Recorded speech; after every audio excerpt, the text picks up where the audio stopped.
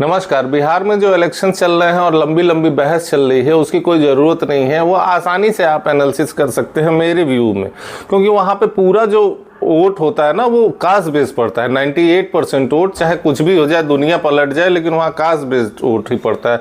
तो अभी जो इनका कास्ट सर्वे हुआ है, अगर उसी को मान लिया जाए और उसी को जोड़ लिया जाए तो आप रिजल्ट पे पहुँच जाएंगे। और वो साइंटिफिकली मान लीजिए कि लगभग वो सही होगा।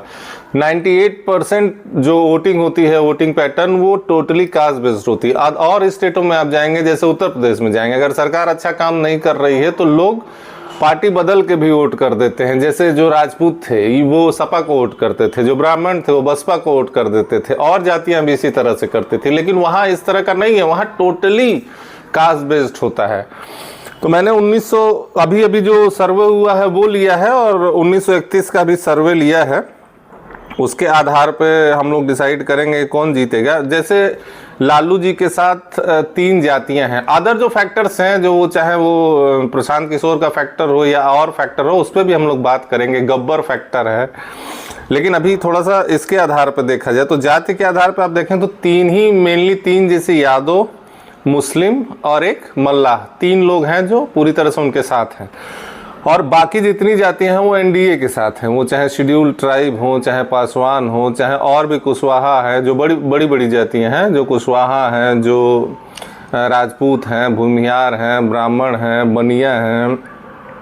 तो 3 जातियों का भी मैं देख रहा था कि वहाँ पे जो इन लोगों ने सर्वे कराया है उसके हिसाब से यादव 14.26% हैं, और 17% के लगभग माइनॉरिटी के लोग हैं, और लगभग 2.5-3% वो मल्ला है, 2.5%। तो टोटल आपका बैठता है 17, 10, 27 और 4 31%, 33% वोट शेयर इनका टोटल पहुंचता है। जबकि जो एनडीए है उसके साथ एक बड़ा चंक जुड़ा हुआ है। बाकी जितने वोट हैं लगभग वो सब एनडीए की तरफ ही हैं। तो इस आधार पे मैं ये कह सकता हूं कि बहुत, कितना भी इनकम्बेंसी आपको दिख रहा है कि 20 साल से सरकार है, नहीं बनेगी, बदलनी चाहिए, पलटनी चाहिए, लेकिन मुझे ऐसा लग रहा है कि होगा नहीं। वहाँ फिर नीतीश की ही सरकार बनेगी। वहाँ मामला तब गड़बड़ होता है जब नीतीश जी लालू जी के साथ चले आते हैं, तब बिल्कुल अलग वहाँ का जो सिस्टम होता है, वोटिंग पैटर्न होता है, वो अलग होता है। तो 99% जो मेरा व्यू कहता है वो यही कहता है कि ये सरकार बना रहे हैं एनडीए के लोग। और थोड़ी बहुत अगर कहीं कुछ दिक्कत भी आती है तो एनडीए इतना सक्षम है कि वो चीज़ों को मैनेज कर लेता है। गब्बर फैक्टर वहाँ चलता है कि दूर दूर तक जब बच्चा रोता है तो माँ कहती है कि सो जाओ नहीं तो गब्बर आ जाएगा। तो उसी तरह बिहार में चलता है कि दूर दूर तक जनता जब चुनाव आता है तो कहती है कि मान जाओ नहीं तो जंगल राज आ जाएगा, लालू जी का राज आ जाएगा। मैं नहीं कह रहा हूँ, वहाँ पे लोग कहते हैं। तो वो भी एक फैक्टर बड़ा काम करता है। लोगों को याद दिलाया जाता है 20 साल पहले का कि किस तरह से अपहरण हुआ करते थे, किस तरह से गुंडागर्दी हुआ करती थी, किस तरह से चीफ मिनिस्टर ऑफिस से ये सारी चीज़ें संचालित होती थी। तो उससे लोग डर जाते हैं कि कहीं ऐसा ना हो कि फिर कोई ऐसा सिस्टम आ जाए कि 4 बजे के बाद लोग घर से बाहर निकलना बंद कर दें। हम लोग बॉर्डर स्टेट हैं तो हम लोग हमेशा अफेक्टेड रहे हैं। बलिया बॉर्डर स्टेट है, यूपी में है, लेकिन बिहार का बॉर्डर है। और हर गांव में आप देखेंगे कि बहुत सारी शादियां जो हैं बिहार में हुआ करती थी पहले। इनफैक्ट मेरी दादी भी सिवान की हैं। और फैक्टर है जो राहुल फैक्टर है। राहुल जी जब सीटों का बंटवारा हो रहा था, बाकी सब मैकेनिज्म वर्क कर रहा था, तो उस समय नहीं थे। उस समय मलेशिया, इंडोनेशिया और ब्राज़ील कहाँ घूम रहे थे। लेकिन जैसे ही चुनाव चालू हुए, अपने पीक पे पहुंचा, तो आ करके सीधे पानी में कूद गए। तो एनडीए के लोग, बीजेपी के लोग बहुत दिन से इंतजार कर रहे थे कि उनके स्टार प्रचारक राहुल जी अभी नहीं आए हैं। राहुल जी ने अपनी एंट्री की और चुनाव का माहौल थोड़ा अलग होना शुरू हुआ। 1-2% वोट तो वो शिफ्ट कर ही देते हैं। मतलब इतना भी वो लोग नहीं कर पाए कि जो कांग्रेस की सीटें हैं वो समझौता प्रॉपरली हो जाए। बहुत जगहों पे कांग्रेस और ये एक साथ लड़ रहे हैं। कांग्रेस भी लड़ रही है और आरजेडी भी लड़ रही है। तो वो एक बड़ा फैक्टर है। वो सब राहुल जी को मैनेज करना चाहिए था, लेकिन राहुल जी तो राहुल जी हैं, जानते ही। जन स्वराज वाला है। जन स्वराज का कितना इफेक्ट होगा ये कहना मुश्किल है, लेकिन मुझे ऐसा लग रहा है कि बिहार जैसे स्टेट में, ये दिल्ली नहीं है, बहुत ज़्यादा असर नहीं होगा। 3 से 4 सीट भी अगर वो निकाल पाएँ तो बहुत बड़ी बात है, और उन्हीं सीटों को निकाल पाएंगे जिसमें वो कैंडिडेट खुद निर्दल जीत सकते थे, क्योंकि टोटली कास्ट बेस्ड वहाँ पे सारी चीज़ें। और फिर जैसे जैसे चुनाव का आखिरी समय आ रहा है वैसे वैसे ऐसा माहौल बनाया जा रहा है कि अब वोटों का ध्रुवीकरण शुरू हो गया है।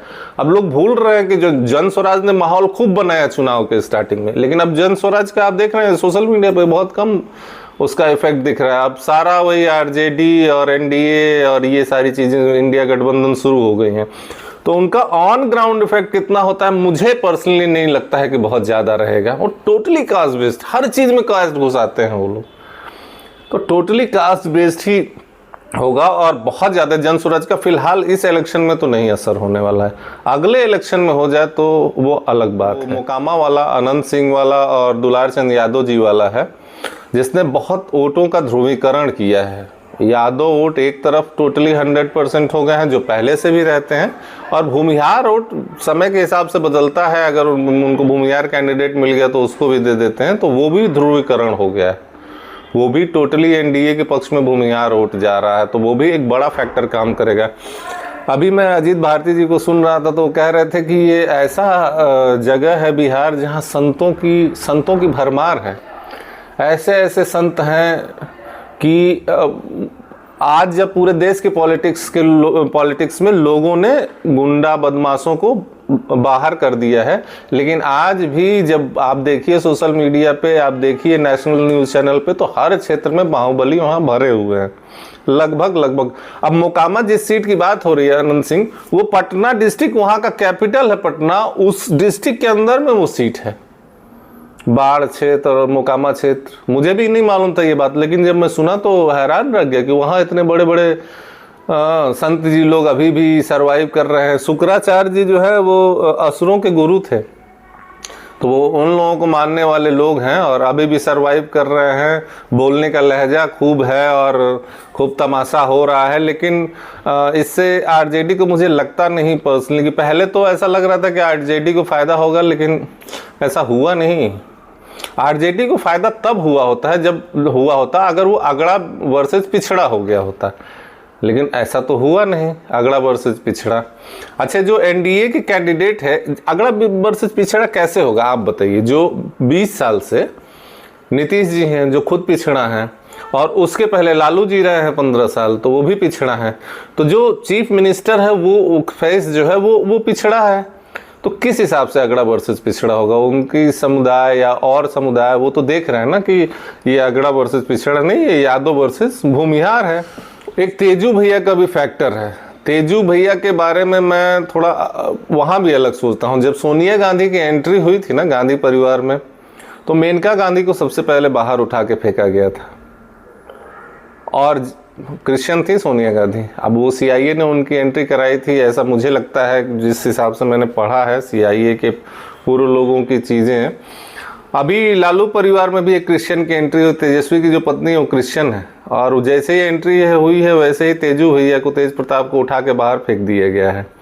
लेकिन मुझे पर्सनली ये लगता है कि आने वाले समय में जो तेजू जी की पार्टी है ना, वही पार्टी असली यादव पार्टी हो जाएगी 2 इलेक्शन बाद, अभी नहीं 2 इलेक्शन बाद। क्योंकि अब बहुत, अगर इस बार सरकार नहीं बनती, देखिए बहुत दिन से जब कोई पार्टी सत्ता में नहीं रहती है तो उनके नेता भी भागना शुरू कर देते हैं और वो पार्टी भी बिखरना शुरू हो जाती है। तो आरजेडी के साथ ये प्रॉब्लम है। बीच में उन्होंने सरकार बनाई 1 आध साल के लिए, लेकिन वो बहुत ज़्यादा नेताओं को जो है अट्रैक्ट नहीं कर पाई है। तो अगर सत्ता में नहीं आते हैं तेजस्वी जी, तो ये मान के चलिए कि आने वाले समय में जो ब्लैक बोर्ड वाले तेजू भैया हैं जिनका चुनाव निशान है, और उनका बोलने का लहजा और तौर तरीका भी लालू जी की तरह है। अब तुरंत आपको लग सकता है कि ऐसा नहीं होगा, लेकिन आने वाले समय में मुझे ऐसा लगता है कि 2 इलेक्शन बाद वो आएंगे, उन्हीं की पार्टी ऊपर रहेगी। और उन्होंने गीता पे हाथ रख के कसम खाई। वो कहते हैं ना कि भाई जयचंद वहाँ बैठे हुए हैं, तो जयचंद वही हैं। वो कहाँ से आए हैं, किस तरह से एंट्री कराए हैं, वो एक अपना अपना भाई मेंटल लेवल है लोगों का कि आप वहाँ तक सोच सकते हैं कि नहीं सोच सकते हैं। मैंने जो सोचा है, मैंने जो देखा है, तो मुझे यही नज़र आता है। आखिरी में मैं सिर्फ यही कहना चाहूँगा कि बिहार चुनाव एक अजीबोगरीब चुनाव है, जहाँ आज भी एक वो मुख्यमंत्री बनने की कोशिश कर रहे हैं, वो 9वीं फेल हैं, और एक जो मुख्यमंत्री बन के बैठे हैं वो हाफी डेविड वाले हैं, वो पता चल रहा है कि 8वीं फेल हैं। प्रशांत किशोर ने जो खुलासा किया, अगर वो सही है तो वो हाफी डेविड और क्या क्या उनके बड़े बड़े वर्ड्स होते हैं। बिहार के तो मतलब और इलेक्शंस तो है ही हैं, एक से एक नेता निकलते हैं, लेकिन बिहार का कोई कंपैरिजन नहीं। उन लोगों के जो स्टेटमेंट हैं, जो बोलने का तरीका है, जो चाहे आनंद सिंह का सुन लीजिए, हर मतलब ज़्यादातर नेताओं का यही दशा है वहाँ पे।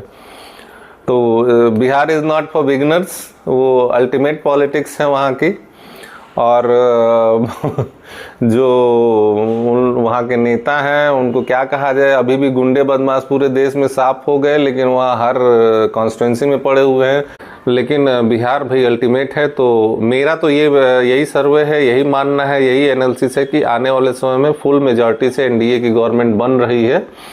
और आप लोगों के जो विचार हैं आप लोग बता सकते हैं कि मैंने कितना सही अपने विचार से, मेरा सोचने का तरीका बिल्कुल अलग है। जो मेरी वीडियोस रेगुलर देख रहे होंगे उनको पता है कि मैं बिल्कुल अलग तरीके से हट के सारी चीज़ों पे सोचता हूँ। तो मेरा तो यही एनालिसिस है। जय हिंद।